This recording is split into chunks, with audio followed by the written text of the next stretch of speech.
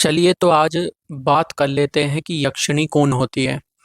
इस वीडियो में मैं जो भी जानकारी दूंगा वह शास्त्रोक्त होगी और साथ ही जो मैंने अपने अनुभव से जाना है वह भी मैं यक्षिणी के बारे में आपको बताऊंगा।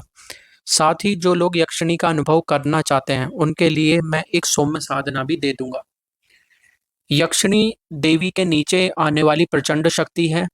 पुराणों में ऐसा उल्लेख है कि जब देवी पार्वती भगवान शिव को पाने हेतु कठोर तप में लीन थी, तब देवी पार्वती के तप की वजह से इतनी ऊष्मा पैदा हुई कि उनके ललाट पर जो पसीने की बूंदें बनी, उन्हीं से यक्षिणी शक्ति का जन्म हुआ।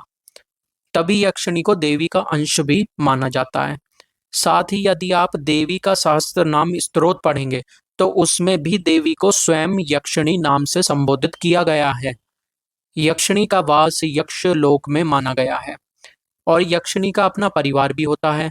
आमतौर पर यक्षिणी के साथ यक्ष भी जोड़े में चलते हैं।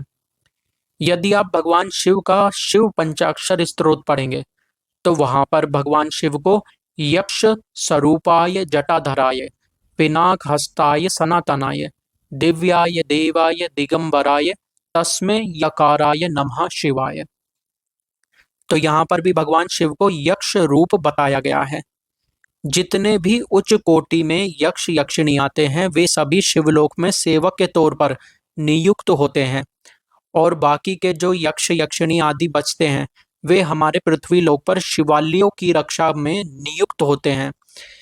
इसलिए मैं यह कहना चाहता हूं कि यक्ष यक्षिणी एक सात्विक और दिव्य गुणों से पूर्ण योनि होती है। जो भी लोग इस प्रकार की भ्रांति फैला रहे हैं कि यक्षिणी को वासना पूर्ति हेतु सिद्ध करें, उन सभी लोगों का पतन निश्चित है। क्योंकि यक्ष या यक्षिणी का अपमान भगवान शिव के अपमान के समान ही माना गया है। ये शिव के गण हैं, इनसे पूरे शिष्टाचार से पेश आएं, अन्यथा आपका सर्वथा नाश हो जाएगा। आज के वक्त में कई बहुत बड़े दरबार भी इस तरीके का दावा करते हैं कि किसी आदमी को यक्षिणी ने पकड़ लिया और वह रोज उसके साथ संभोग करती थी। इस तरीके के किस्से कहानियां लोग सुनाते हैं। ये लोग कितने ही बड़ा दरबार चला रहे हो, चाहे लाखों की भीड़ इनके पीछे हो, लेकिन आप स्वयं देखेंगे कि भविष्य में इनकी कैसे दुर्गति होती है।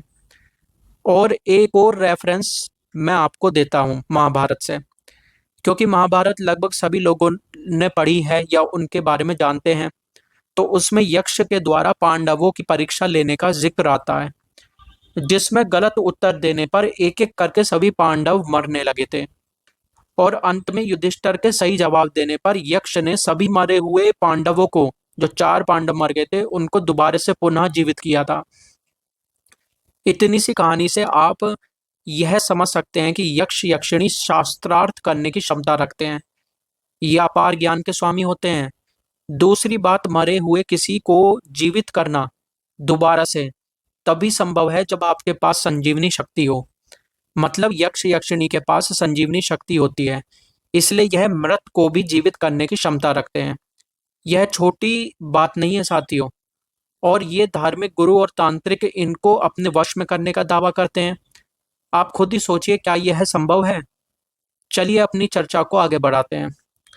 अब मैं एक छोटा सा अनुभव आपके साथ साझा करूंगा, जो कि मुझे तब हुआ था जब मैं महाकाली की साधना में लीन था।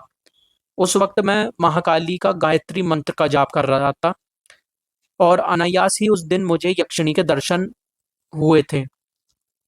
उन्होंने लाल साड़ी पहनी हुई थी और उनके भीतर इतना तेज था कि उनके चरणों के अलावा मैं ऊपर देख ही नहीं पा रहा था। मतलब मैं उनका चेहरा देख नहीं सका, बस एक झलक प्रतीत हो रही थी। शायद वे देवी की ही सेविका के रूप में कार्यरत थी। ऐसा उन्होंने मुझे बताया नहीं, पर ऐसा मेरा अनुमान है। उस दिन देवी की पूजा में बैठने से पहले मेरे मन में एक प्रश्न था। उसी प्रश्न का उत्तर उन्होंने मुझे स्वयं से ही दे दिया था। इसके अलावा मेरी बात उनसे नहीं हो सकी, ना ही मैं कोई बात पूछ सका। मुझे ऐसा लगा जैसे वे सिर्फ उस प्रश्न का उत्तर देने हेतु ही प्रकट हुई थी। वो क्या प्रश्न था, ये तो मैं नहीं बता सकता। साथ ही उस दिन मुझे एक बात और पता चली कि यक्षिणी टेलीपैथिक वे में बात करती है। यक्षिणी जब आपको उत्तर देगी तो वे उस उत्तर को आपके मस्तिष्क में प्रक्षेपित कर देगी। ना वे कुछ बोलेंगी, ना ही उनका होठ हिलेगा। वे मौन अवस्था में ही आपको उत्तर देने की सामर्थ्य रखती हैं, जैसे कि आपने टेलीपैथी में देखा होगा। चलिए, तो इस वीडियो के आगे हम अब उनकी साधना को देख लेते हैं। ये साधना आपको किसी भी शुक्ल पक्ष से शुरू करनी है। यदि आप यक्षिणी को सिद्ध करना चाहते हैं, तो अभी तक की चर्चा में आपको समझ आ ही गया होगा कि यक्षिणी को अपने अधीन रखना या कार्य कराना संभव नहीं है। यक्षिणी को प्रेमिका या पत्नी रूप में भी सिद्ध सिद्ध करना लगभग असंभव है, क्योंकि यह माता का अंश है। इसलिए आपको इसको माता रूप में ही सिद्ध करना चाहिए। इसको सिद्ध करने के लिए अलग अलग मंत्र दिए गए हैं, लेकिन यदि उन मंत्रों से आप यक्षिणी को बुलाने की कोशिश करेंगे, तब इसमें खतरा है। इसलिए मैं आपको सरल सा विधान दे देता हूँ। देखो साथियों, दो रास्ते हैं। या तो आप किसी 10 महाविद्याओं में से किसी एक महाविद्या की पूजा कर लीजिए, या फिर आप भगवान शिव की शरण ले लीजिए। भगवान शिव वाला रास्ता किस तरह काम करेगा, वह मैं आपको बता देता हूँ। इस साधना में मैं आपको बताता हूँ आपको क्या करना है।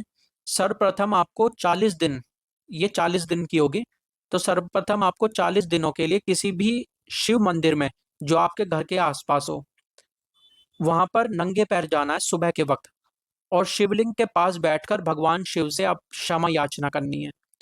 आपके द्वारा जो जो गलतियां इस जीवन में हुई हैं, आप उन सभी के लिए माफी मांगेंगे। फिर बाद में आप भगवान शिव के सामने ये प्रार्थना रखेंगे कि हे यक्ष स्वरूप भोले भंडारी, मैं अपनी सांसारिक और आध्यात्मिक उन्नति हेतु आपकी सेवा में नियुक्त यक्षिणी की कृपा चाहता हूँ। इस शिवालय के निकट भ्रमण कर रही रक्ष शक्ति यक्षिणी मुझ पर कृपा करे एवं मेरे इस अनुरोध को स्वीकार करें। इतना कहने के बाद आपको पहले दिन घर आ जाना है। इसी प्रकार आपको रोजाना 40 दिन जाकर भगवान शिव से अनुरोध करना है, और बाकी के दिन जो आपको बचे 39 डेज जो बचे, उनमें आपको भगवान की जाकर के पूजा भी करनी है, यानी कि भगवान शिव को जल आदि चढ़ाना है, पहले दिन नहीं चढ़ाना। अब इन 40 दिनों में ही रात्रि के वक्त आपको भगवान शिव के सप्ताक्षरी मंत्र का जाप करना है, जो कि ओम होम नमः शिवाय है। कहीं पर होम है, कहीं पर होंग है, तो और कहीं पर आपको ह्रोम मिलेगा। तो ओम ह्रोंग, ह्रोंग को जब आप जल्दी पढ़ते हैं तो होंग जैसा स्वर निकलेगा। तो ओम ह्रोंग नमः शिवाय, इस तरीके से आपको जाप करना है। ये मंत्र जाप आपको आकाश की तरफ देखते हुए रात्रि के समय जपना है। ये तीव्र मंत्र है, और यदि आपको कोई समस्या पैदा होने लगे इसके जाप के बाद, तब आपको सौम्य रूप में ही जप करना चाहिए, जो कि पंचाक्षरी मंत्र है, जो कि जनसाधारण के लिए दिया गया था, जो कि ओम नमः शिवाय। नमः शिवाय पंचाक्षरी है, ओम लगा दोगे तो षटाक्षरी हो जाएगा। तो पंचाक्षरी नमः शिवाय का आपको जाप करना है, पंचाक्षरी मंत्र का, अगर आपको समस्या हो रही है सप्ताक्षरी मंत्र में। और फिर आपको जो है, आप शिव पंचाक्षर स्तोत्र का भी रोजाना पाठ कर सकते हैं इसके अंदर। और इसी तरीके से आपको जाप का मैंने बता दिया। जाप आपको रुद्राक्ष माला में करनी है, और रुद्राक्ष माला में करनी है, और सभी जीवों की आपको सेवा करनी है, किसी को नुकसान नहीं पहुंचाना है। यदि आप मांसाहार करते हैं तो उसको भी आपको छोड़ देना है। स्त्रियों का सम्मान करना है, और पूर्ण ब्रह्मचर्य का पालन करना है। फिर इसके बाद ही जो आप ये सब कार्य कर रहे हैं, आपका भगवान शिव के प्रति जो समर्पण है, उसको देखकर ही यक्षिणी या यक्ष आपको प्राप्त होंगे। इस तरीके से आपको इस साधना में कोई हानि नहीं होगी।